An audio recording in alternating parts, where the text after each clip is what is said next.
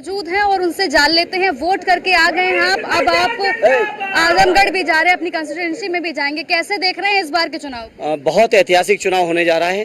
परिवर्तन का चुनाव है, संविधान को बचाने का चुनाव है, लोकतंत्र को बचाने का चुनाव है।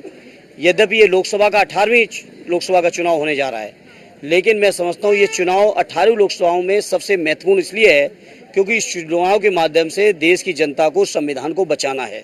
बाबा साहब के सपने जो इस संविधान में बसे हैं, जो आत्मा उनकी इस संविधान में, उसको हम लोगों को बचाने की पूरे देश के लोगों को जिम्मेदारी आ पड़ी है। क्योंकि बीजेपी के लोग बाबा साहब के संविधान को खत्म करना चाहते, संविधान के वो सारे क्लॉज जिनमें न्याय, हक, अधिकार समाज के आखिरी व्यक्ति को भी मिल रहा है, वो बीजेपी के लोगों को बर्दाश्त नहीं है। और आपके सामने उदाहरण है, कल आदरणीय अखिलेश जी कन्नौज में मंदिर में गए। अब सोचिए उनके निकलने के बाद मंदिर को गंगा जल से धुल रहे। ये केवल माननीय अखिलेश जी का अपमान नहीं है, ये देश के 135 करोड़ लोगों में जो दबे कुचले, पिछड़े, शोषित, दलित, आदिवासी, माइनॉरिटी, जिनके हक और अधिकार की लड़ाई आदरणीय अखिलेश जी उठा रहे हैं, ये सबका अपमान है। और सभी लोग मिलके बीजेपी से इस अपमान का बदला लेंगे वोट के माध्यम से। सर, बीजेपी कह रही 80 में 80 और समाजवादी पार्टी कह रही 400 पार नहीं 400 हार है, आपको क्या लग रहा है? बीजेपी की यहाँ की 80 हार है और देश में 400 हार सुनिश्चित हैं, इसीलिए वो घबराए हुए हैं। और आप देखिए कि पहले चरण के वोटिंग से पहले बीजेपी के लोगों की भाषा क्या थी और अब तीसरा चरण आज वोटिंग चल रही, बीजेपी के लोगों की भाषा बदल चुकी है। अब वो डराने की कोशिश कर रहे हैं, अगर इंडिया गठबंधन की सरकार आई तो ऐसा हो जाएगा, अगर सरकार आई तो वैसा होगा। लेकिन बीजेपी के लोग ये सोचते हैं कि देश के लोगों की याददाश्त इतनी कमजोर नहीं है। इंडिया गठबंधन के जितने भी दल हैं, सभी दलों ने देश में, प्रदेश के अलग अलग प्रांतों में शासन चलाया है और लोकप्रिय योजनाएं चलाई हैं।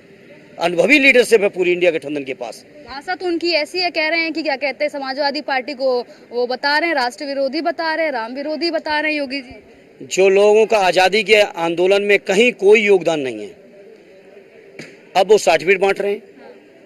हम तो चाहते हैं कि प्रधानमंत्री जी के वैक्सीनेशन के सर्टिफिकेट पर फोटो क्यों हटा रहे हैं, अभी भी कंटिन्यू करें। अगर वैक्सीनेशन लगाने की क्रेडिट उन्होंने ली थी तो आज जो मौतें हो रही उसकी डिस्क्रेडिट कौन लेगा? और उस कंपनी से चंदा जो वसूला है बीजेपी ने, इसका जवाब कौन देगा?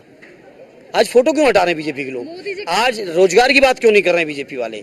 आज किसानों की आमदनी की दूनी की बात क्यों नहीं कर रहे हैं? आज महंगाई की बात क्यों नहीं कर रहे हैं? आज डॉलर के मुकाबले में रुपए की गिरती वैल्यू की बात क्यों नहीं कर रहे हैं बीजेपी के लोग? जबकि परंपरा ये रही है और सच्चा लोकतंत्र भी यही है, जो लोग शासन चलाने के बाद चुनाव में जाते हैं तो अपनी उपलब्धि गिनाते हैं। आज बीजेपी पे गिनाने के लिए कोई उपलब्धि नहीं है। कह रहे मोदी की गारंटी अपने मैनिफेस्टो का नाम सुनिए, तो मोदी की गारंटी मैनिफेस्टो का नाम रख दिया और कह रहे हैं कि ये बताइए जो 2-2 वैक्सीन लगवा दी, 3-3 बूस्टर भी लगवाओ, अब इस पे क्या जवाब है? वैक्सीन लगवाई तो वैक्सीन का साइड इफेक्ट क्या है, इसका जिम्मेदार कौन है? उसका जिम्मेदार कौन है? बीजेपी के लोग बताएं। क्यों प्रधानमंत्री जी की फोटो हट गई? क्यों मोदी जी जो गारंटी की बात करते हैं, इन्होंने ही गारंटी दी थी 2 करोड़ रोजगार हर साल देने की और 20 करोड़ रोजगार मिलने चाहिए थे। और आज मैं बड़ी जिम्मेदारी से कहता हूं, अगर 20 करोड़ रोजगार मिले होते तो आज एक भी व्यक्ति को राशन देने की जरूरत नहीं पड़ती। एक व्यक्ति जिसको रोजगार मिलता वो अपने परिवार के 4 लोगों का पेट भरने में सक्षम होता। रोजगार नहीं दे पाए, महंगाई बढ़ा दी, बेरोजगारी बढ़ा दी, किसानों की दुर्दशा कर दी। तो ये तमाम मुद्दे जो कहते थे देश नहीं बिकने दूंगा, आज मैं उनसे पूछता हूँ देश में बचा क्या बेचने को?